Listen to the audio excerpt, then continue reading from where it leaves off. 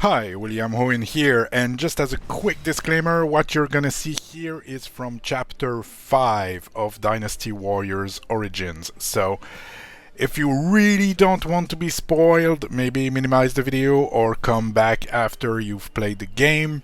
But I don't think that this is a game where spoilers are aplenty.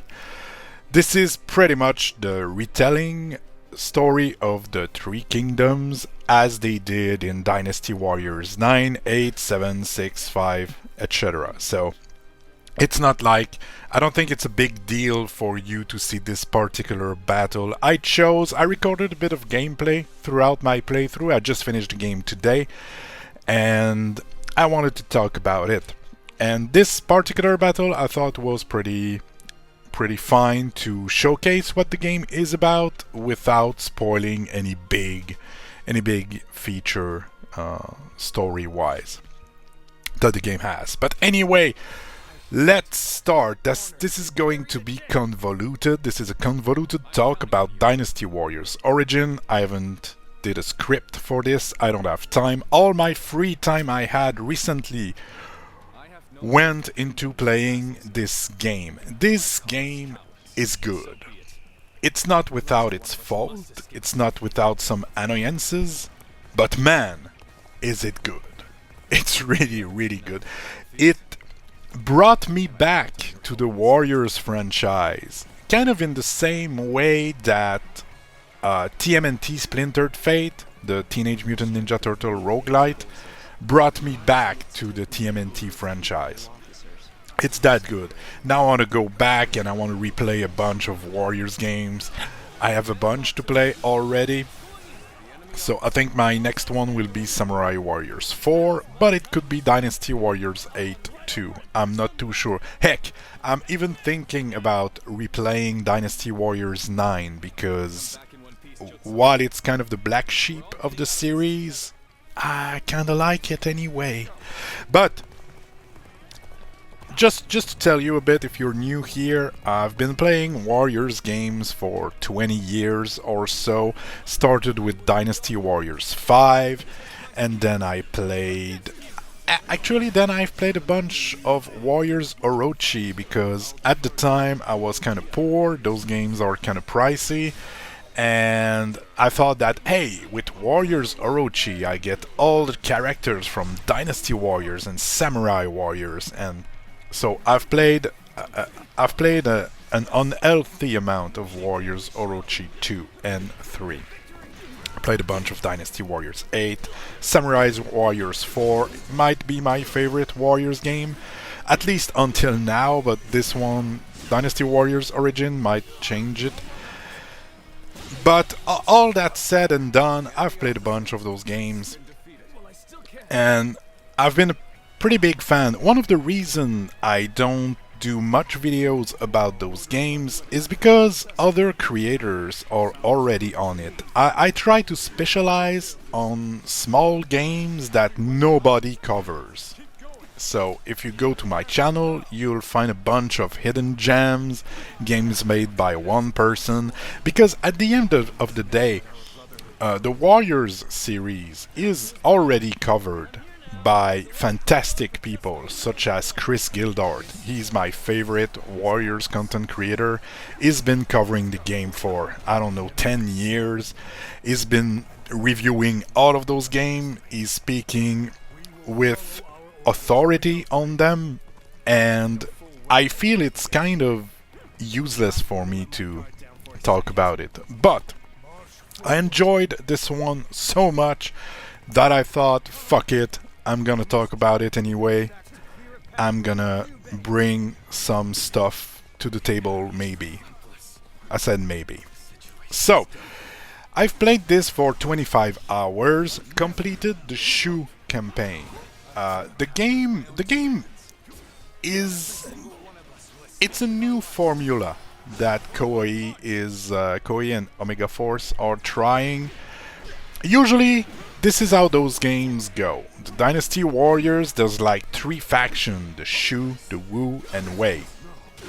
And At the beginning of the game, you'll choose which campaign you want to play, and you're gonna see like the Three Kingdom era story told through the eyes of each of those factions, and you'll play as the officers and the heroes of each of those factions. And once you complete the story with one faction, you can then play another. Once you've completed Shu, you can say, "Oh, I'm gonna try out how it plays with Wei or Wu," and so on. With Origins, what they did was they gave you a nameless character. He's called the Guardian of Peace. He's part of some kind of shadow cabal. It's not it, but he's part of some kind of secret organization that helps keep peace and give directions to who is leading the land, who's leading the country. And you're that nameless character. You're not tied to any of the faction, at least not in the first 2 chapters. And unfortunately, he's not customizable. Now, I don't have any problem with that, but I felt it was kind of weird because it's a nameless character, and and at the end of the day, he's not that nameless because he's coming with his own feature, and you cannot change it. You cannot say like, I want the character to be female. I want it to have long hair, short hair. I want it to be, this or that color, have those kind of clothes. No, he's coming as is, kind of like you would have a character in a character action game. I've played a bunch of Ninja Gaiden, and you don't get to choose how Ryu's look. Ryu is Ryu. You can sometimes have some costumes, but you won't customize the character. Same with, I don't know, Devil May Cry or Metroid, or I know Metroid is not a character action game, but I'm giving you examples. There's a bunch of games you play as this character, but usually there's a story, a big story tied to it. And in this game, while there is a pretty big story tied to it, we'll come back to it later, I feel that this character could have been customizable. I suppose it's all a matter of cost. It was pretty much cost efficient to make it standard and not have to design a bunch of possibilities around it. So maybe that's it. I am not bothered by it at all. I don't mind. I think it was great. The character looked amazing, so I don't have a big problem with it. But it's something to be said. Now, you start the game as this character, and throughout the campaign, you'll meet all the different heroes that, if you've played the previous game, you all know them. Guan Yu, Liu Bei, Cao Cao, and so on. And you'll get to meet those characters. You can talk with them in some small cutscenes, and it's gonna be giving you some friendship points and all of that. And so you can roam the land. You're gonna see it at the end of this, and maybe you've seen it at the beginning. They kept some part of the Dynasty Warriors 9 open world as is. This is not exactly an open world, but you can roam the land, but it in a miniature form. You can go in many places throughout on the map. There's some random missions popping up to be able to grind a bit, grind some weapon, grind some levels. And then you have your main missions where you're gonna get a bunch of story exposition, and then there's gonna be a war council where they're gonna give you like the objectives of the mission, like the plan, and then you're going into the fight. And this is pretty much how the game is structured. And at some point in chapter 3, you're gonna have to choose who's the hero, who is gonna be able to lead this land. And I chose Liu Bei. I would suppose many choose Cao Cao, but I always been a fan of Liu Bei, so I went with Liu Bei. And it was the story. The story. I've been playing those games for years, and while I think the story is fine. At the end of the day, it's pretty much always the same thing, game after game. It's the Three Kingdoms. That's pretty much it. And this here is the first time I really, really felt that they put a lot of work into showing you how it happens. You get to see like how does the separation in three kingdoms happen, and it was great. The voice acting, I chose the English voice acting. It was really good. The only thing that I thought was weird, and I remember like the old game where Cao Cao was said cow cow or something like that, and there's always progresses made with this, with the Chinese name pronunciation, but I always said Lu Bu, and all the games are saying in their voice acting, they're all saying Lu Bu, and in this one it's like Lue Bu, and it was really weird to hear Louis Boo. I can't do it. It's Lu Bu. All right, I'm gonna keep calling him Lu Bu. That's how it is. But the story is really, really well delivered.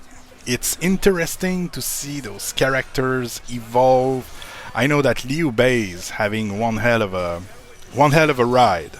Let me tell you this. I won't explain it all because it's fun to have some surprises, but man, what a ride that was. I really enjoyed it. So, structures, pretty simple. There's a bunch of things to find on the land. I know I have some footage at the end of this, so I'll be able to show you a bit of what I'm talking about, but you can make a bunch of improvement on your gear and on your abilities by collecting some stuff hidden, well, not so hidden on the land. So you just roam around, collect those things, and then you can upgrade. You can upgrade a bunch of other like abilities or upgrade items with those pyroxene that you find. And there's a bunch of gold coins hidden that you can bring to a character, and he's gonna give you some rewards. Let's say you found 20 coins, he's gonna give you an item. At 100 coins, maybe he's gonna give you a weapon. I can't remember. But yeah, as for how the game looks, well, you can see it on screen right now. It looks gorgeous. It's the best looking Warriors game I've ever had the chance to play, without a doubt. This is fantastic. The frame rate on PS5 was really, really good. I haven't got any slowdowns, nothing looked weird. It was always really, really good.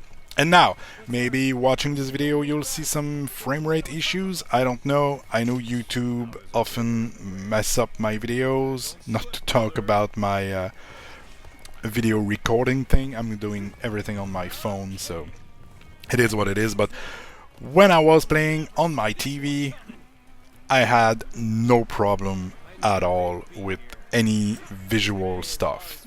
Everything was clear. I like how all the objectives were very, very clear. You always know what to do. And the battlefield, they're big. You feel in a war. You feel it's happening. And the last few Warriors games I've played, the enemies were really like cannon fodder. They did not do much. Now they're aggressive. They're attacking you. The enemy officers, they want to kill you. They're not just here to be an HP pool to empty. They are actively trying to hurt you, and this is great. And talking about this combat, there's a lot of things happening. So block are very important, and for as long as I can remember, has always been important in Dynasty Warriors. But now you have parries. I know what you're thinking. Every game now has parries, and sometimes people think it's bad. I think it's great. I really do. So if you block at the last second, you'll get a parry. Then that's gonna open up some attacks that you can do. You have a perfect dodge, which is kind of the same. Instead of parrying, instead of blocking, you dodge. It's gonna open up some options too. I did try to showcase it here.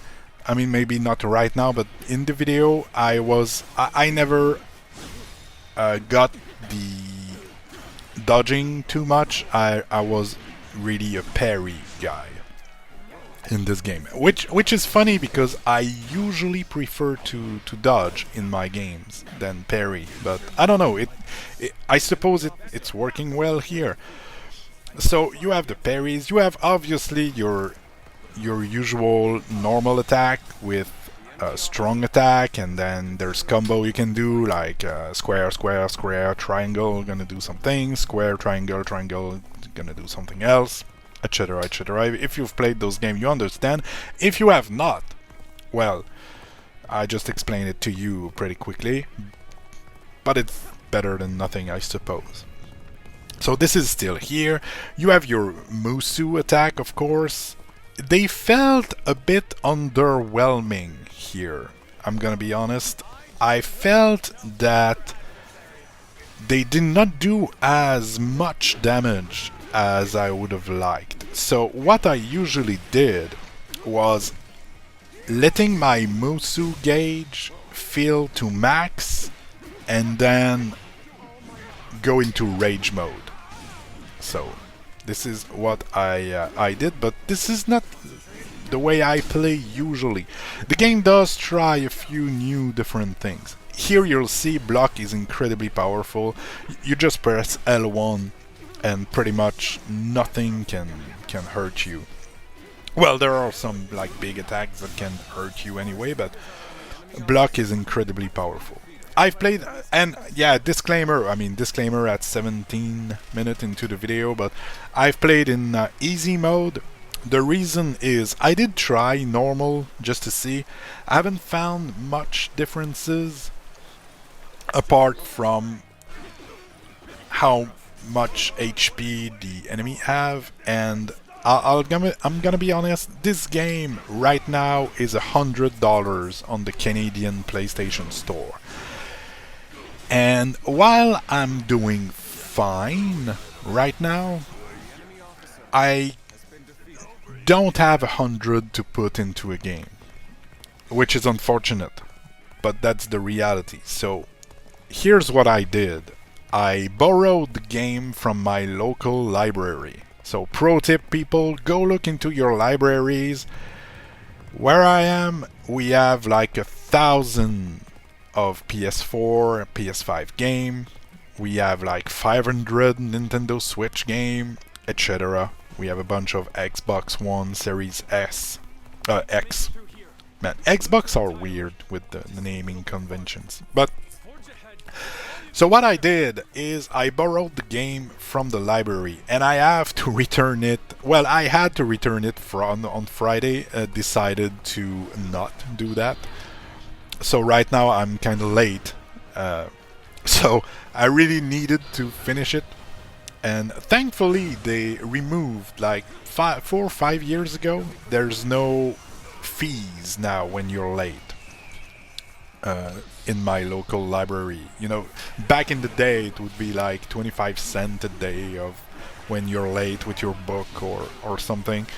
Nowadays this doesn't exist. That said, after 2 weeks you get an invoice saying, well, we consider that you won't be bringing it back, and so it's gonna be $100 for the game, $10 for, you know, different fees, and etc., and you won't be able to use the library until you've paid your due. So I knew I had the weekend for free without trouble, so I was on chapter 4 out of 5 chapters and thought, man, I can finish at least the Shu storyline. I can at least finish Liu Bei's story. So this is what I did. But tomorrow I'm bringing it back. It's enough. I don't want to get into trouble. So this is the reason, to come back to why I play on easy. This is the reason I wanted to be able to finish the story somewhat quick. Because playing on normal would have just extended the time that it would have taken me to play the game. So I thought, you know what, gonna play on easy.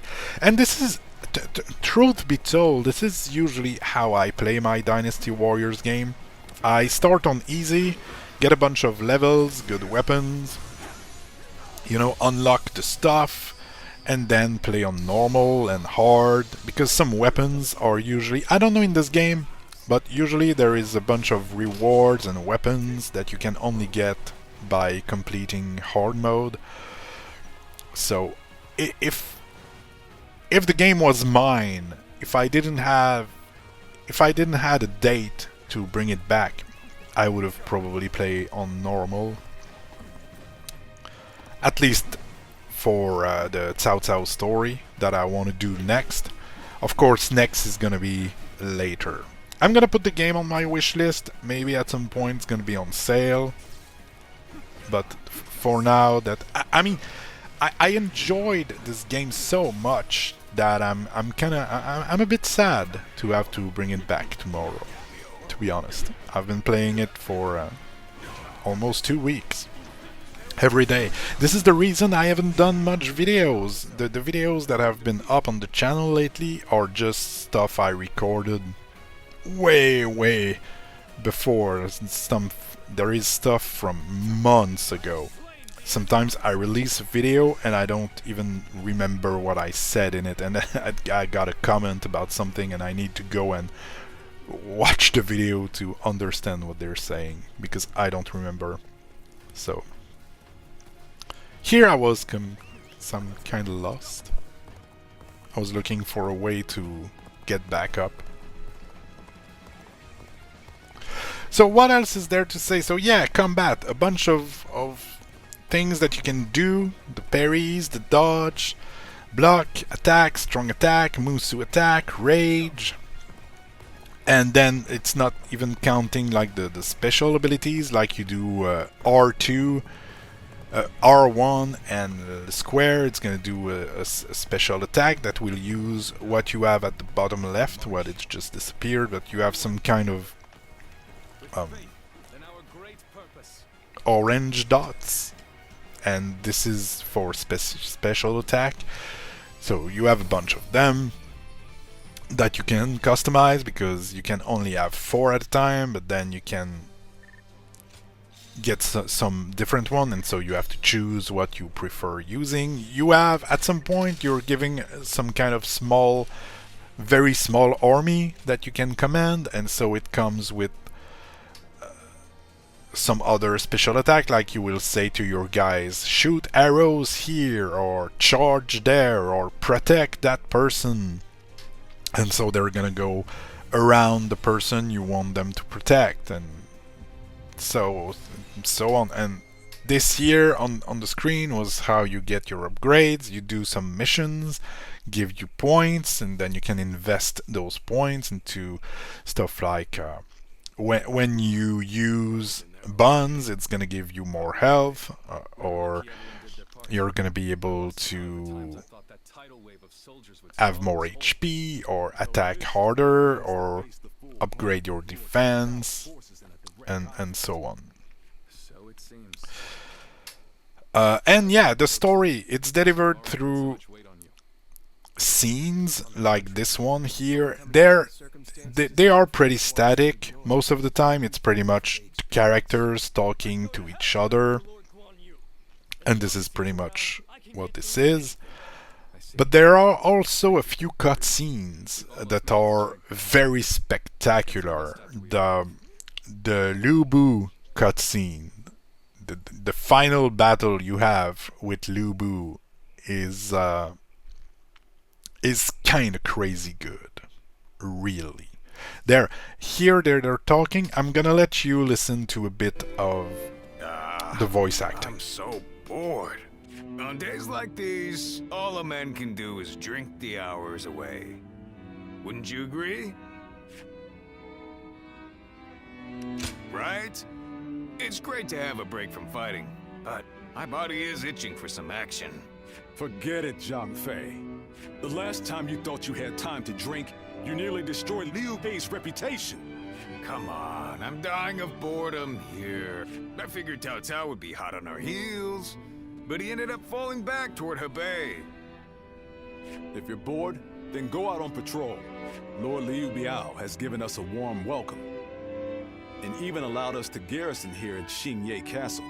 Our brother is doing his best to meet Lord Liu Biao's expectations by governing well and earning the trust of the people of Xingye. If you have time to get drunk, then you have time to listen to the troubles of at least one of the peasants. Yeah, I get it. But isn't that the sort of thing we've been doing since the start? I thought Liu Bei brought us here to do something bigger and more important. But while we're sitting around doing odd jobs, Cao Cao is getting stronger by the day. True. And hasn't our brother accepted Liu Biao's invitation to that banquet tonight? How the hell will socializing with Liu Biao and his peasants bring us any closer to defeating Cao Cao? That's enough, Zhang Fei. Our brother has his own idea of what's best for us. Is that so? Then he should at least tell us what he's thinking. The way he's acting now, it's like he completely forgot all those dreams he used to go on about.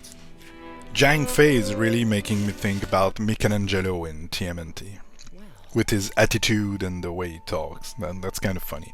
So here is your little base. You can go here, you're getting some mail. And if you're playing this, read them. It's super interesting. Now here is where you can upgrade your some kind of abilities with the pyroxene. So depending on what you choose to equip, that's gonna give you, let's say, more range to your attack, more defense. You could get when you kill an officer, you get 10% back of your health and stuff like that. Here there are very detailed statistics that you can see.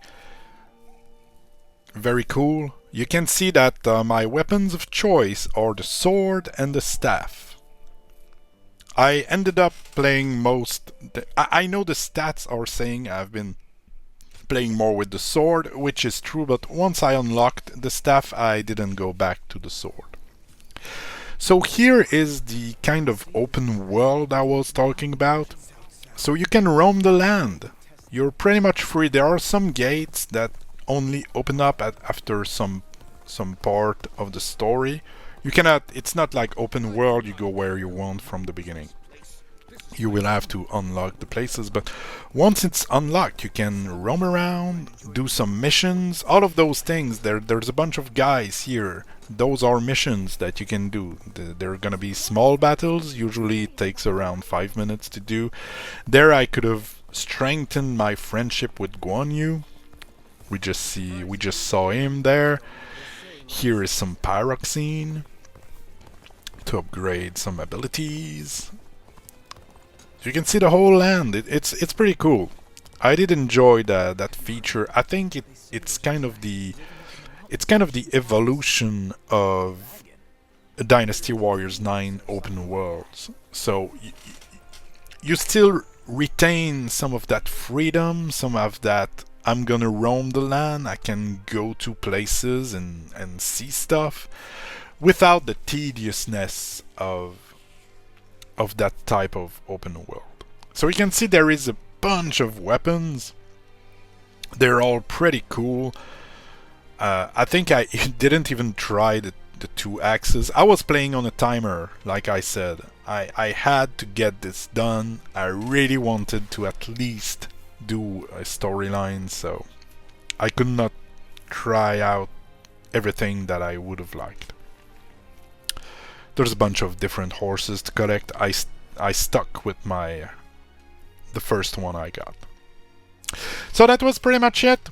Hope you've enjoyed. Hope it was somewhat informative or entertaining. I highly recommend Dynasty Warriors Origins. Thanks a bunch for watching. Now go do something else. Go play games. Bye bye.